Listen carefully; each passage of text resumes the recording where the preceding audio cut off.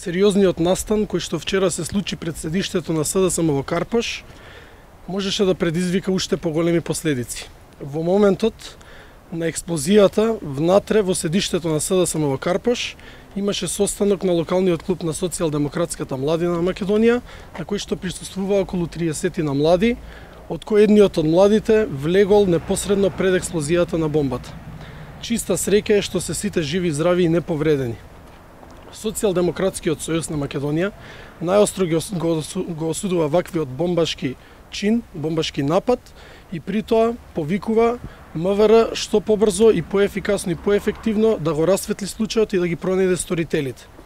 Она што нас не загрижува е што Министерството за внатрешни работи вчера излезе со став дека можеби целта на нападот не било седиштето на СДСМ, иако истрагата уште не беше ни започната. Сето ова фрла една црна дамка на предизборниот процес кој што мора и треба да помине мирно. СДСМ уште еднаш апелира и бара од Министерството за внатрешни работи професионално, ефикасно и ефективно да ја заврши истрагата и да ги пронајде сторителите. Благодарам. Дали вие пријавивте во полиција? Пријавија дечките кои што беа присутни тука, Од младите. МВР вела дека некој граѓанин не сте пријавиле вие?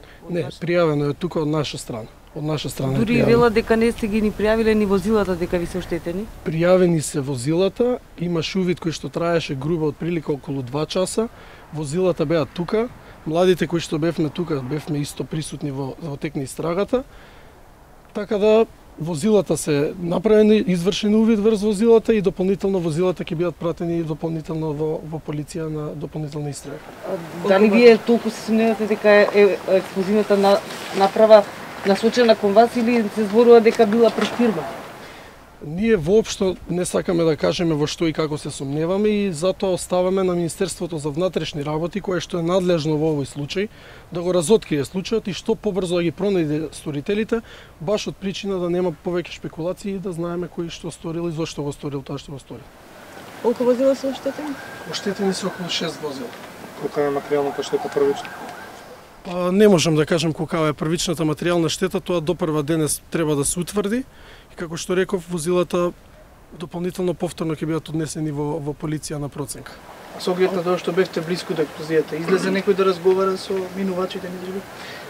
Вчера со оглед на тоа дека беше недела, имаше помалку минувачи од улицата, но имаше тука луѓе кои што поминуваа. Нормално овде има и фудбалско игралиште на кое што исто така млади луѓе играа фудбал во тој момент на отворено. Тука имаме и едно средно училиште, преку улицата има уште една, така да мислам дека ова што се случи е навистина немил настан и можеше да има уште поголеми последици. Дали некој забележал?